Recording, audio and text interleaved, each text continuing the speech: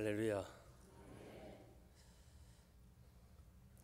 여러분들이 잘 아는 종교개혁자 마르틴 루터는 그는 마음속에 끊임없이 일어나는 죄악된 생각, 그가 수도원에서 경건하게 살려면 살수록 계속해서 일어나는 죄악을 어떻게 할 길이 없었습니다. 그래서 죄 지을 때마다 고해성사 신부에게 찾아가서 자기 잘못을 고해합니다. 그리고 다시 용서를 받고 하루에도 수십 번 갑니다. 그러니까 신부가 너무 힘들어서 루터야, 죄를 모아가지고 와라, 모아서 한 번에 해결해라. 그럴 정도로 그는 경건하게 하려면 할수록 죄가 그를 지배하는 거예요. 그러다가 그는 로마서를 읽게 됩니다. 사실 성경을 읽게 되지 않았지만은 그는 로마서를 읽으면서 깨달은 것이 우리의 모든 죄악을 하나님께서 그 아들 독생자를 세상에 보내셔서 우리 죄를 그가 다 용서하고 우리 죄를 다 사했다는 이 진리를 깨닫습니다. 이 깨닫는 게 참 중요해요. 그래서 내 죄는 이미 우리 주님이 십자가에서 다 용서했구나. 과거에 지은 죄, 앞으로 지을 죄, 지금 지은 죄까지 다 용서했다는 이 사실을 깨닫고 그는 하나님께 감사했어요. 그런데 교황청이 죄의 용서를 빙자해서 죄를 용서받을 수 있는 면죄부를 팔겠다고, 이미 다 죄를 사해 줬는데 성경에도 없는 면죄부를 만든다 할 때 이 루터는 깨달았기 때문에 도저히 용납할 수가 없어서 그는 95개 조항의 반박문을 비텐베르크 교회 정문 앞에 적어 놓았습니다. 이것이 종교개혁의 시작이 되었습니다. 지금도 독일의 보름스, 영어로는 웜스, 그 보름스에 가면 루터가 종교 재판을 받는 자리가 있어요. 제가 2번이나 그곳에 갔는데 첫 번에 갔을 때는 루터가 서서 재판을 받은 그 서 있던 자리에 그 하얀 팻말을 하나 붙이고 거기에다가 나는 지금 여기 있습니다. 진리를 말한 것 그거 외에 다른 말을 할 수 없습니다. 그 말이 적혀 있었는데 두 번째 갔을 때는 그 말이 없었습니다. 그 종교 재판에서 취소하라는 거예요. 취소하지 않으면 죽여요. 그런데 진리를 깨달았기 때문에 나는 죽어도 내가 말한 것을 취소할 수 없었다. 위대한 종교 재판의 장소가 지금도 보존되어 있습니다. 깨닫는 것이 참 중요합니다. 깨닫는 것이 복이고 삶의 유익이 됩니다. 깨닫게 되면 결국은 무엇인가를 이루어내고 있는 것을 우리가 잘 볼 수 있어요. 과학자들이 깨달으면 이 발명하게 되고 미술가들이 깨달으면 작품이 나와요. 그리고 사업가의 깨달음은 회사를 살리고 성도가 깨달으면 하나님의 축복을 받는 줄 믿습니다. 지금 노벨 평화상, 이제까지 노벨상 중에 가장 금년에 17살 난 말랄라 유사프라이라는 소녀가 노벨 평화상을 받았어요. 최연소자로 받았어요. 이 말랄라는 뭘 깨달은 거 아니? 원래 이 파키스탄에서는 이슬람권이기 때문에 여성은 교육을 안 시켜요. 여성은 교육해서는 안 되는 거예요. 그런데 이 소녀가 어릴 때부터 깨달았어요. 왜 여자도 교육을 받아야 되지 않느냐? 그러면서 결국은 어린 나이에 여성도 교육을 받아야 된다, 학교에 가야 된다, 이걸 주장함으로 많은 핍박을 받았고 심지어는 이 죽이려고 하는 총격전으로 총알도 맞았어요.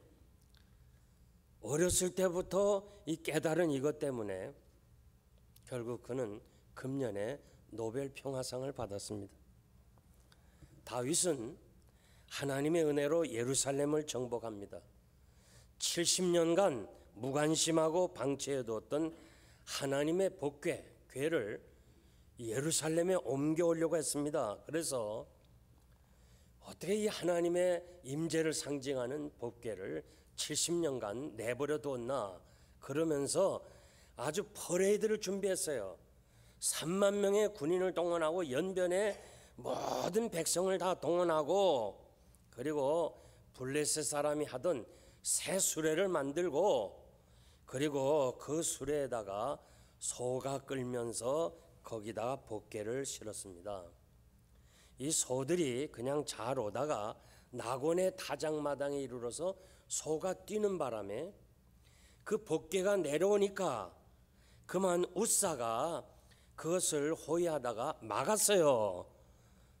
복궤가 떨어지면 안 되잖아요, 수레에서. 그래서 막았는데 그것이 즉사했어요. 이걸 가리켜 하나님이 충돌했다, 그렇게 기록하고 있습니다. 다윗은 순간에 야, 이럴 수가 있느냐 분개했습니다. 어떻게 하나님이 내가 이렇게 방치해 두었던 하나님의 궤를 예루살렘에 이렇게 많은 것을 준비해 갖고 옮겨오는 이 좋은 선한 일에 어떻게 하나님께서 이렇게 충돌하셨을까? 너무너무 화도 나고 그래서 그 현장에서 떠나버립니다. 그리고는 예루살렘에 돌아와서 깨달았어요. 뭘 깨달았는 거 아니? 하나님의 말씀은 새 수레에 싣는 것이 아니고 레위 지파 사람이 어깨에 메고 와야 되는데, 그만 이거를 자기가 자기 방식대로 하나님을 섬겨서 이게 잘못되었구나, 이 사실을 깨달았어요. 여러분, 하나님의 일은 하나님의 방법대로 해야 되는 줄 믿습니다. 우리 인간의 방법으로 하는 게 아니에요. 그래서 내가 실수했구나, 내가 하나님의 사람들과 의논했으면은 잘 가르쳐 줄 텐데, 그 법궤를 운반하면서 군대 장군들과 의논했거든요. 세상의 지식으로 운반했거든요. 결국 하나님이 충돌하니까 역사의 현장이 스탑이 되는 거예요. 오늘 많은 사람들이 이렇게 가나 저렇게 가나 서울만 가면 된다는 식으로 그 과정에 대해서는 중요하게 생각하지 않고 결과만 생각하는데, 우리는 서울에 못 가더라도 바로 가야 돼요. 이 교회가 부흥성장하기 위해서는 인간의 방법으로 하면 안 돼요. 하나님의 말씀대로 해야 돼요.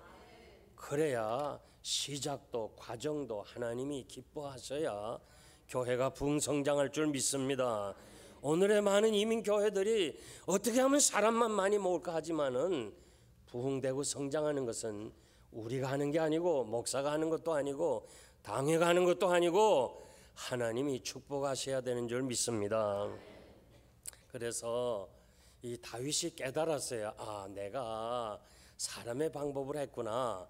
그 사실을 깨닫고 다시 복궤를 운반하는 것이 오늘 본문의 내용입니다. 그래서 저는 여러분들에게 이 깨달음이 중요하다는 것을 세 가지를 말씀드리길 원하는데요. 첫째는 복된 소식을 들었어요. 혹이 다윗에게 이야기해 줍니다. 하나님의 궤가 오베데돔의 집에 있는데 그것 때문에 온 집이 지금 복을 받았습니다. 오베데돔은 누군가? 레위 지파 사람입니다. 그는 그 마음속에 하나님의 궤를 사모했어요. 자, 하나님의 궤 정말 중요한데 이렇게 방치해두면 되나? 그런데 다윗이 이 역사를 이룬다 할 때 너무 기뻐서 그가 환영하느라고 도로변에 나갔다가 이 충돌하는 과정을 봤어요. 그 복궤를 만졌다가 웃사가 즉사하는 그 광경을 보고 다윗을 비롯해서 모두 흩어진 거예요. 누가 만지겠어요? 생각해봐요. 만지면 죽는데. 그럴 때에 오베데돔은 알기 때문에, 성경을 알기 때문에, 하나님의 뜻을 알기 때문에 자녀들을 시켜서 어깨에 메고 집에 모시고 왔어요. 지금도 유대인 생각은요, 세계의 중심은 이스라엘이다. 그렇게 생각해요. 그리고 이스라엘의 중심은 예루살렘이고 예루살렘의 중심은 성전이고 성전의 중심은 지성소고 지성소의 중심은 법궤다. 그렇게 생각해요. 그러니까 가장 중요한 거예요. 제가 여러분들이 한 가지 말씀드리고 싶은 건요. 여러분들의 자녀를 하버드나 예일이나 이런 아이비리그 대학 보내는 것보다도요. 예루살렘 대학에 유학을 보내야 돼요. 이건 여러분만 아세요. 다른 분 알려주지 말아요. 요즘 경쟁이 심한데 모든 정치, 경제, 모든 경영은 백악관에서 하는 거 아니에요. 예루살렘에서 해요. 미국을 지금 주관하는 건 누가 주관해요? 유대인이 주관해요. 600만이. 예루살렘 대학을 졸업하고 예루살렘 총장이 사인만 하고 추천만 하면 어디든지 가서 CEO가 돼요. 하버드 나와도요 어느 정도만 들어가지 거기 이상은 못 가요. 그 이상은 누가 다 하느냐? 예루살렘 대학 출신들이에요. 이거는 그냥 설교하고는 좀 다르지만 여러분들에게 그냥 보너스로 주는 거니까 다른 사람이 알려주지 말아요. 왜 이렇게 중요한 일을 안 하고 전부 미국 대학만 가려고 그래요. 그래서 오늘도 유대인들은 세계를 지배하려는 마음이 있어요. 그런데 우리가 보니까 중요한 것은 이 40년 동안 사울이 이스라엘을 다스릴 때는요 법궤를 무시했어요. 그 사울의 지배하에 있던 아비나답은 그 아들 우사에게요 자기가 집에서 법궤를 가지고 있으면서도 중요한 것을 가르쳐주지 않았어요. 수학적으로 계산하면요 이 아비나답은 70년 동안 이 법궤를 간직하고 있었고 또 오베데돔은 3개월을 간직하고 있었지만은 3개월 간직하고 복을 받았고 그 이 70년을 간직해서도 복을 받지 못한 이유는 바로 그 깨닫지 못하는 데 있었다 그 말이에요. 사울왕 같이 이렇게 하나님의 말씀을 게을리하고 무시하는 사람 그 밑에 있던 백성들은 다 그렇게 생각했어요. 이해가 안 되면요 우리나라 정치사를 보면 아는데 반공 사상이 투철하던 대통령이 나라를 다스릴 때는요 공산주의를 찬양한다든지 오늘처럼 뭐 이렇게 뭐 김일성 주체 사상을 강론한다 이건 감옥에 가고 간첩이에요. 사형감이에요. 그런데 좌경화된 대통령이 다스릴 때는요 반공주의하면요 왕따가 돼버렸어요.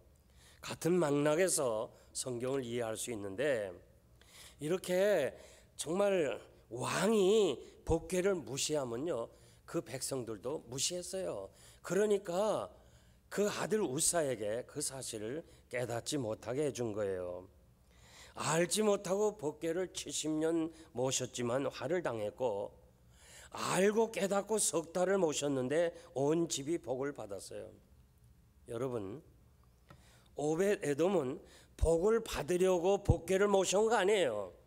하나님의 임재를 상징하는 법궤가 저렇게 버려지면 되나 하고서 감사해서 모셨는데 그가 복을 받았고 알지 못하고 깨닫지 못하고 70년 간직했던 그 집은 결국 아비나답은 아들 우사가 죽는 어려움을 당했습니다. 중요한 것은요 하나님의 말씀을 듣고 깨닫는 것이 중요해요. 아무리 설교를 많이 들어도요 깨닫지 못하면 70년 들어도 소용없어. 그러나 3개월 들어도 하나님의 말씀이구나 나를 향해 주시는 말씀이구나 하고 깨달으면 하나님의 축복을 받는 줄 믿습니다.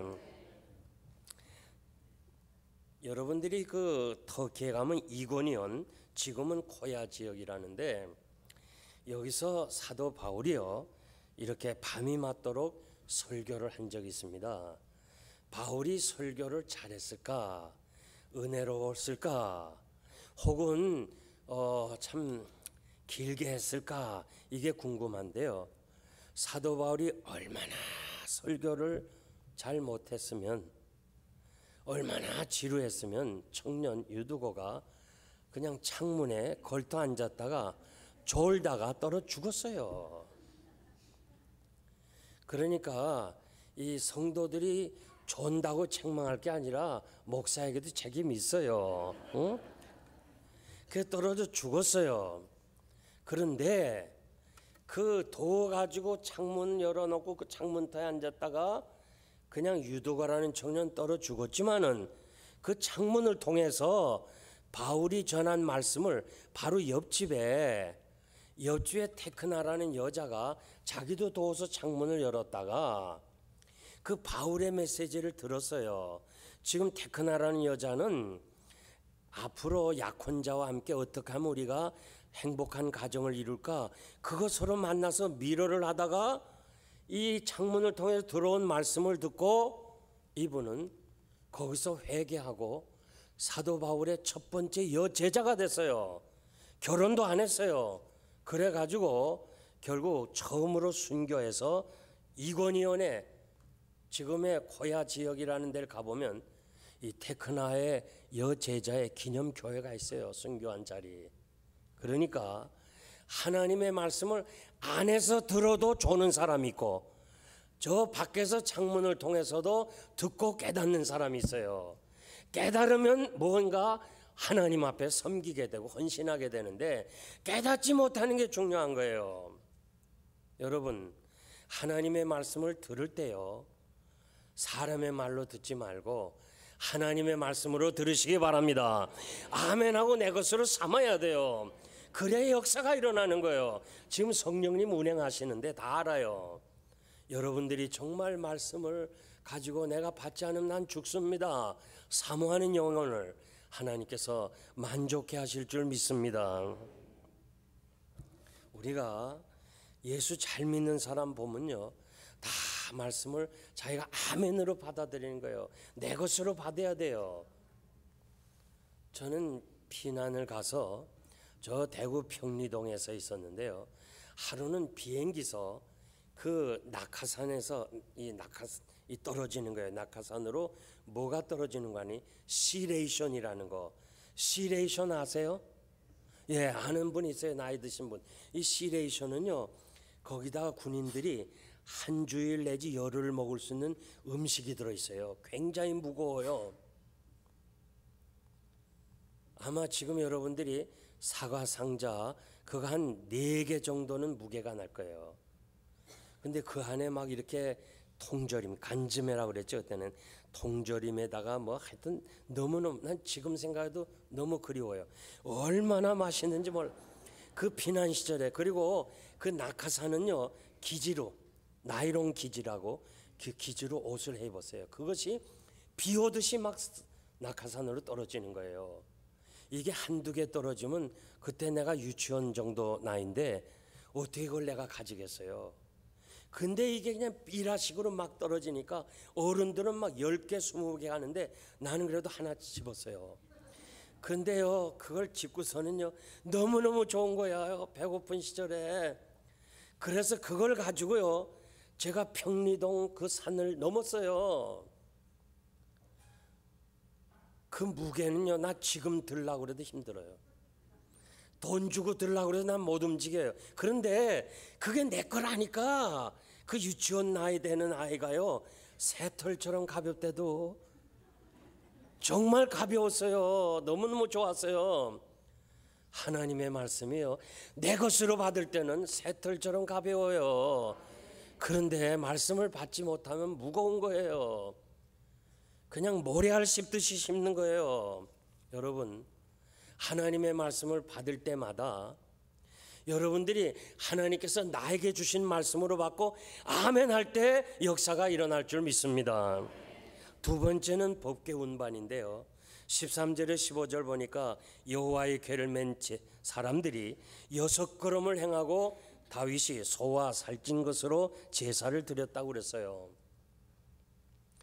군인들이 호위하고 그냥 새술에 운반하다가 하나님이 충돌했고, 이제 레위 자손들이 법궤를 어깨에 매야 된다는 사실을 깨닫고 나서는 정말 움직이면서 얼마나 다윗이 마음에 부담스러웠겠어요. 지난번에 3개월 전에 충돌해 갖고 역사의 장이 끝났으니까.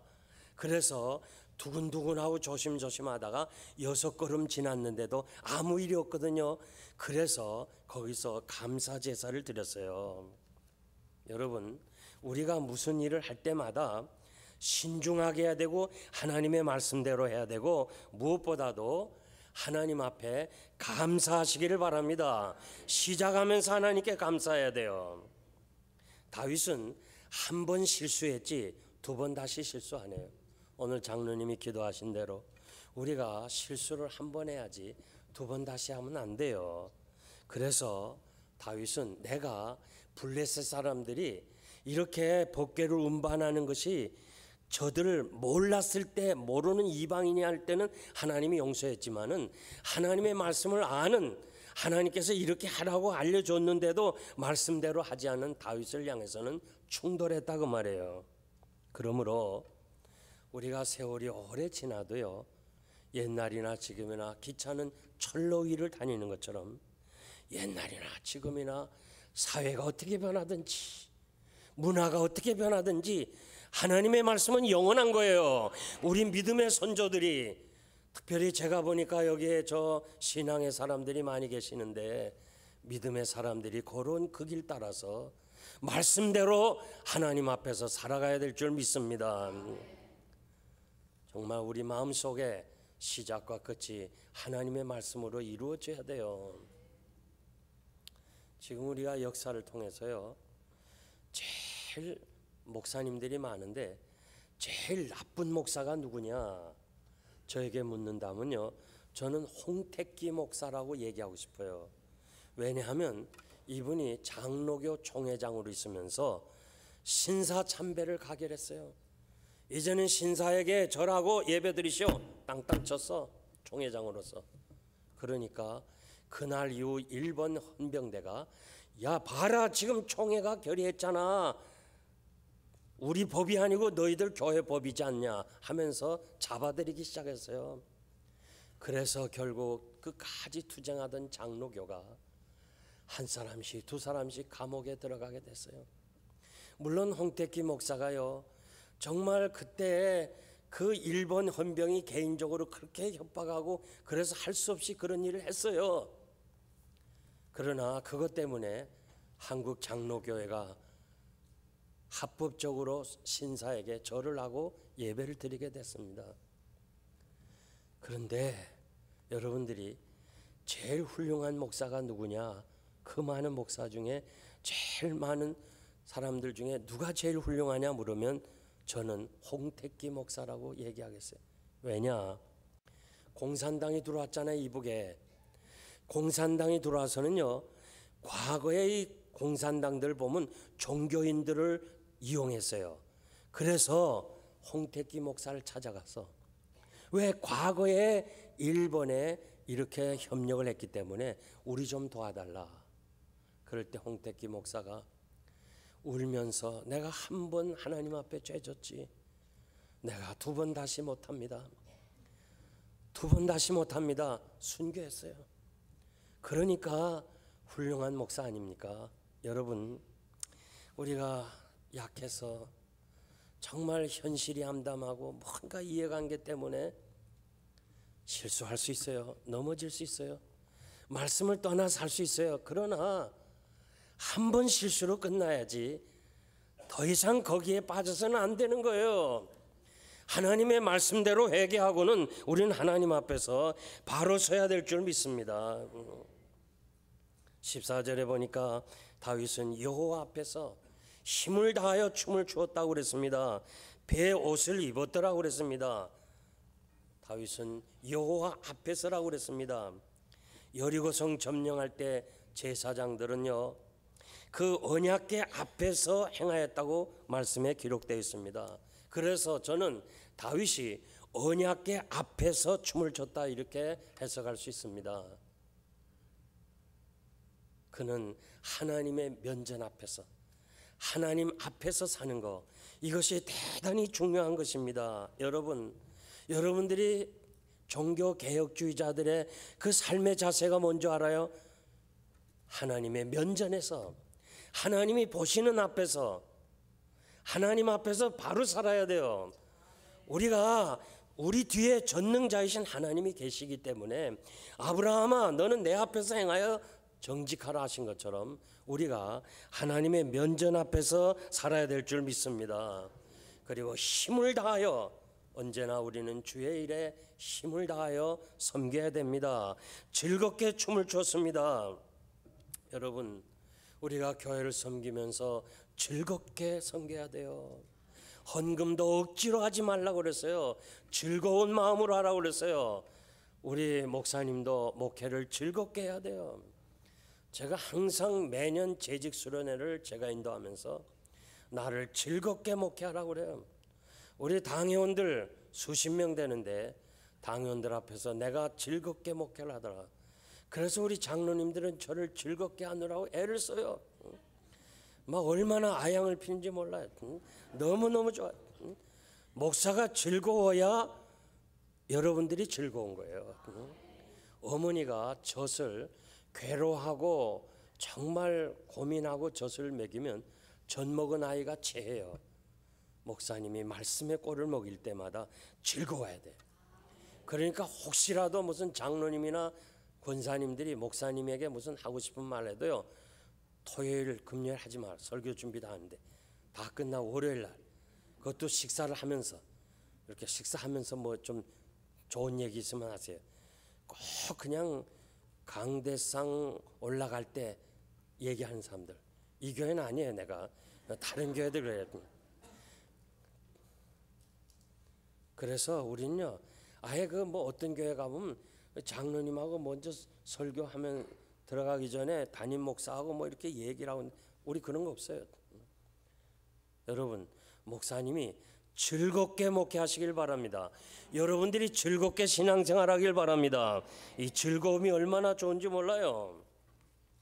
다윗은 배 에봇을 입었기 때문에 왕의 예복을 안 입었어요. 왜? 하나님 앞에서 똑같이 입었어요. 하나님 앞에서 우리가 뭐 왕이 무엇이며 평민이 무엇이 다 똑같아요. 그래서 이 복계, 하나님의 임재를 모시고 오는 복계에 있어서는요, 다윗은 하나님 앞에서 나도 죄인이라는 사실을 자기 스스로 옷을 통해서 보여주었어요. 성도 여러분, 여러분들 하나님 앞에서 다 동일한 줄 믿습니다. 다 동일해요. 뭔가 잘난 거 있어요? 뭔가 좀 소유가 많아요? 그건 전적으로 하나님의 은혜지 내 것이 아닌 거예요.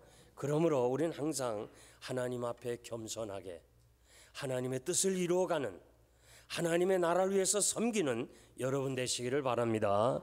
이제 마지막으로 미갈의 비난인데 20절에서 23절 보니까 여호와의 개가 다윗성으로 들어올 때에 다윗이 너무 감사하고 너무 좋아서 번제와 화목제를 드리고 모든 백성에게 먹을 것을 나눠주고 축복해주고, 그리고 자기가 기뻐서 자기 아내에게 가서 기쁨을 나누려고 미갈에게 찾아갔을 때 미갈이 어떻게 했어요?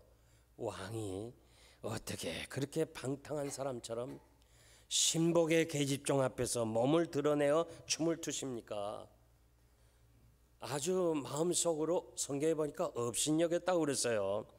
이때 다윗이 그냥 참았어야 되는데 그 아내 얘기에 기분이 나빠서, 그래 내 아버지 온 집을 패하시고 이렇게 나에게 축복해 줘서 기쁘다, 이스라엘 주권자로 삼아 기쁘다, 이 미갈의 비난의 말에 다윗이 참았어야 되는데 다윗도 똑같이 응수했어요.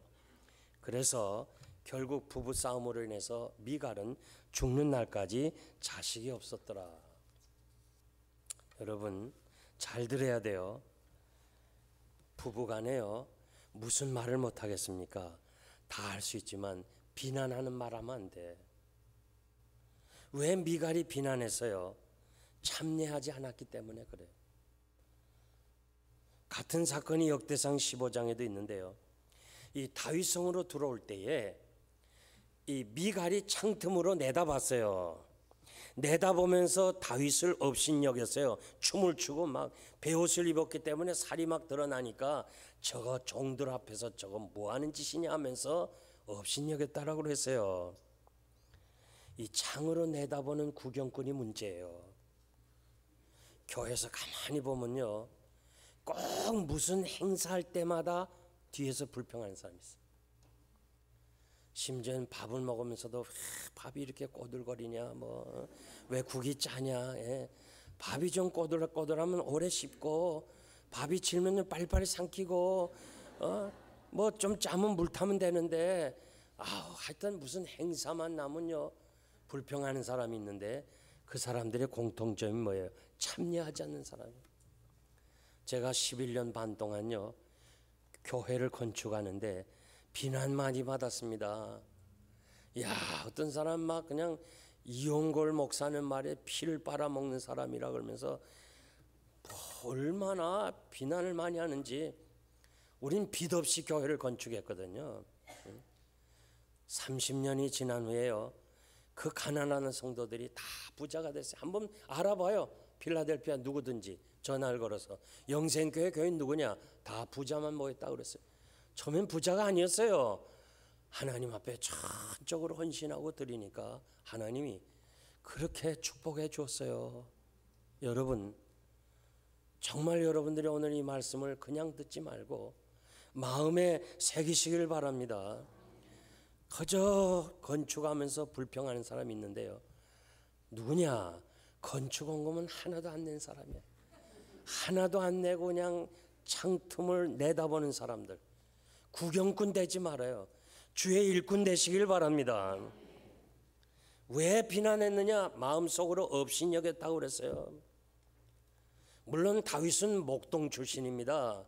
배운 것이 없습니다.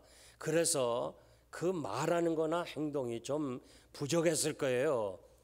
그러나 미갈은 왕실에서 자랐기 때문에 예법을 가지고 배우고 자라서 아내가 볼 때 남편이 좀 부족했어요. 그렇지만요, 업신여기면 안 됩니다.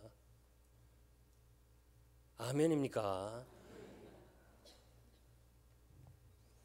아무리 세월이 지나도요, 남편 업신여기면 안 돼요.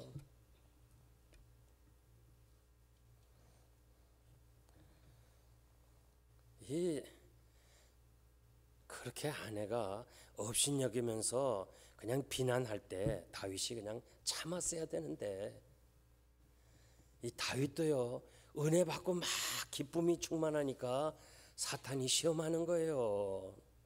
여러분, 이번에 은혜 받았으면요 사탄이 또 시험하는 자가 와요. 어떻게 하든지 은혜 쏟도록 시험하는 자가 오는데, 다윗이 좀 참았어야 되는데 참지를 못했어요. 욥이요, 보세요, 다 해도 안 넘어졌잖아요. 뭐 그냥 자녀 다 죽지, 재산 다 나가지, 몸에 막 그냥 이 근지러워서 기와장으로 막 긁지, 이런 핍박을 다 사탄이 허용하여 했는데 그래도 안 넘어가니까 마지막 카드가 뭐예요? 아내를 통해서 시험하잖아요. 당신 그래도 하나님 섬기겠어? 나가 죽어라. 그래도 하나님 섬겨?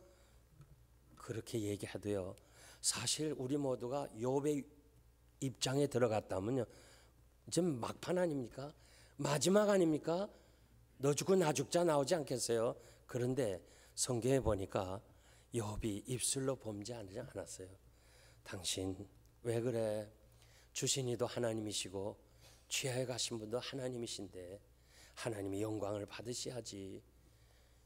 욥이 절대 그 얘기에 화 안 냈어요.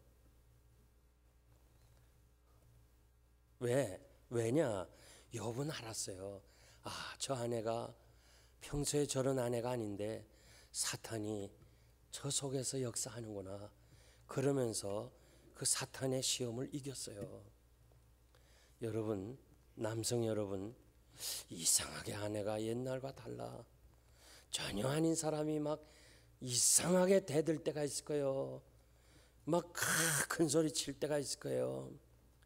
내가 요즘 말에 한국에서 요즘 대어진을 보니까요, 여자가 너무 주장이 세. 그래서 내가 물었어요, 목사님들한테. 이거 어떻게 됐냐니까 연속국 때문이래. 연속국이요. 그 왜 그러냐니까 연속국의 작가들이 여자래요. 그래서 성경을 전부 무너뜨리는 일이에요. 그 연속극 보고 그냥 여자도 자기도 못 된 줄 알고 막 남자를 발로 차는 일 있지 않나? 형편없어요. 이거 옛날에 안 그랬는데 이거 왜 그러나? 그러면서 마주해서 싸우면요 사탄만 좋아해요. 그러니까 저거 사탄이 들었구나 불쌍히 여겨야 돼요. 예? 그것도 말로 하면 더 싸워. 당신 사탄이 있어 그러면 안 돼. 속으로 저거 사탄이 들어갔구나. 여러분 제가 부탁하는데요, 아무리 모자란 남자도요 가정에서 아내만큼은 인정받길 원해. 정말 칭찬에 위력하세요. 칭찬은 파워가 있는 거예요. 난 우리 남편이 뭐 칭찬할 게 없다. 만들어서 칭찬하세요. 만들어서. 당신은 꼭 밥 먹는 것도 장군처럼 먹어. 얼마나 좋아요. 만들어서 칭찬해줘요. 뭐 박지성 저리 가라. 당신이 축구선수 안 해서 그렇지 축구하면 당신 세계적인 사람 될 거야. 축구 구경하는 남편에게 그렇게 얘기해봐요. 달라져요. 달라져. 날카로운 말이 다윗을 더 날카롭게 공격한 것을 우리가 보면서 우리 부부가 서로 말 조심해야 되는데 무릇 더러운 말은 너 입 밖에도 내지 말고 오직 덕을 세우는 대로 선한 말을 하여 듣는 자에게 은혜를 끼치게 하라. 아멘입니까? 부부 여러분 서로 듣는 말 정말 은혜스러운 말을 비차간에 하시길 바랍니다. 연세대학교 사회복지과 김재엽 교수가 임상 연구 논문 발표했는데요, 사람이 말하는 중에 3마디만 하면 참 좋답니다. 감사합니다, 미안합니다, 사랑합니다. 자, 한번 따라합시다. 첫째 뭐예요? 감사합니다, 사랑합니다. 요 3마디를요 환자를 6개월 동안만 이 말을 시켰대요. 그랬더니 우리 몸에서 산화성 스트레스 50%가 감소됐대요. 그리고 이 산화성 스트레스가 모든 성인병을 유발하되 특히 암을 유발하는데 이 환자들을 치료하면서 6개월 동안 다른 말 하지 않고 좀 만나는 사람마다 감사합니다, 참 미안합니다, 사랑합니다, 이 3가지만 했다는 거예요. 여보, 난 당신 너무 감사해. 난 당신 같은 좋은 사람을 만나게 해주신 하나님께 감사해. 당신이 이렇게 수고해서 나와 내 자녀가 얼마나 행복한지 몰라요. 뭘 그래, 미안하지. 당신이 나 따라서 이렇게 미국 오고 당신이 나보다 더 훌륭한 남편 만났으면 더 호사할 텐데 난 늘 미안해 당신한테. 아니요, 사랑합니다. 이런 부부가요 행복해지고 그 순간에 막 그냥 몸에 이 암을 유발하는 산화성 스트레스가 막 죽어 없어진다는 거예요. 양옆에 사람들 부부가 아니라도 서로 마주보고 3가지 감사합니다, 사랑합니다, 미안합니다. 시작.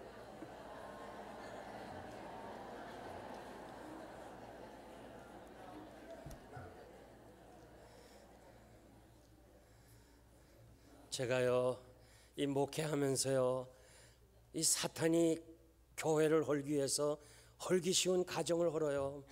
나 가정에 대해서 할 말이 너무 많지만은 시간이 제약돼서 말씀 못 드리는데요, 정말 제가 부탁하는데 가정을 살려야 돼요. 지금 가정이 위기입니다. 가정이 위기예요. 여러분의 가정에 다시 정말 회복하는, 잃어버린 가정을 다시 찾아야 돼요. 여리고 도상에서 우리 주님이 삭개오의 집에 가서 잃어버린 집을 다시 찾아준 것처럼 다시 우리 가정이 회복되기 위해서는 말부터 우리가 새로워져야 돼요.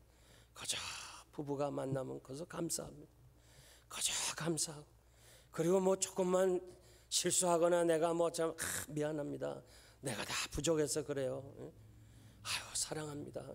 교회도 마찬가지예요. 무슨 일을 해도 감사합니다. 여러분, 목사가 설교를 하고 저 뒤에 섰을 때 목사님 감사합니다, 감사합니다, 미안합니다, 사랑합니다. 여기에 놀라운 역사가 일어날 줄 믿습니다. 이제 제가 결론적으로 말씀드립니다. 강철왕 카네기는 성공한 사람입니다. 그의 주변에서 성공의 비결을 연구한 사람이 왜 이렇게 카네기가 성공했냐 하면은 그 주변에 많은 도와주는 사람이 있었다는 거예요. 여러분, 누가 혼자 성공할 수가 없어요. 도와주는 사람이 있어야 성공해요. 제가 영생장로교에서 이렇게 성장한 교회가 된 거는 시무장로 32명이 지금도 저를 도와주고 재직 1000여 명 이상이 저를 도와주고 있는 거예요. 제가 집회 나갈 때마다 위에서 기도해 주는 사람이 있어요. 도와주는 사람이 있기 때문에 교회가 성장하는 거예요. 목사가 말씀을 전할 수 있는 거예요. 카네기는 도와주는 사람이 많았다는 거예요. 그래서 어떻게 당신 주변에 그렇게 좋은 사람이 많이 있었느냐 물어보니까 자기가 옛날에 이 회사원으로 공금 회사 돈을 가지고 지방에 갖다 주러 기차를 타고 가는데 너무 더워가지고 창문 열고 그 돈 가방을 벽에 삼아 잤대요. 그런 일 여러분 우리도 다 했잖아요. 잤는데 그만 자다가 돈 가방이 떨어졌어. 밖으로. 어떻게 해요 이제는? 그래가지고 기관사실에 달려간 거예요. 제발 기차를 후진해 달라고. 나 그렇지 않으면 죽는다고. 나를 살려달라고 하도 애써서 기관사가 기차를 후진시켜서 잃어버린 가방을 찾았어요. 그리고 나서 카네기 마음속에 내가 이렇게 큰 실수를 용서해 주었으니까 이렇게 나도 용서를 받고 이렇게 훌륭한 참 CEO가 됐으니 이제 나도 용서해 주겠다. 그래서 카네기는 무조건 잘못된 사람을 너 그만둬 그러지 않고 용서해 줬다는 거예요. 앞으로 더 잘해라. 그래서 그 주변에 많은 사람이 모여서 결국 그가 성공했다는 겁니다. 여러분, 깨닫는 게 참 중요해요. 카네기처럼 잃어버리고 깨닫는 사람이 있어요. 보기만 해도 깨닫는 사람이 있어요. 설교를 듣고 깨닫는 사람이 있어요. 어떤 사람은 매를 맞고서야 깨달아. 죽을 병에 걸렸어야 깨달아. 주야, 실패하고서 깨달아. 예수님이 부자와 거지에 대한 비유에서 부자는 뭐예요? 죽어서 지옥에서 깨달았어. 여러분은 지금 언제 깨닫겠어요? 말씀을 들을 때마다 깨달으세요. 그 깨닫는 거기에 놀라운 축복이 있는 줄 믿습니다. 주님이 천국 비유를 말씀하시고 제자들에게 너희가 깨달았느냐 질문해 주었어요. 매 맞고 깨닫지 마세요. 제가 꼭 부탁하는데요. 목사는요 정말 성도들이 어려움 당하고 아픔을 당할 때 너무너무 아픈 거예요. 저분이 저러면 안 될 텐데. 여러분 말씀을 듣고 잘 깨달으세요.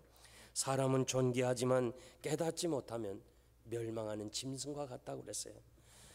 항상 말씀을 들으면서 그 말씀을 깨닫고 순종함으로 말씀이 약속한 복을 받는 여러분 되시기를 바랍니다.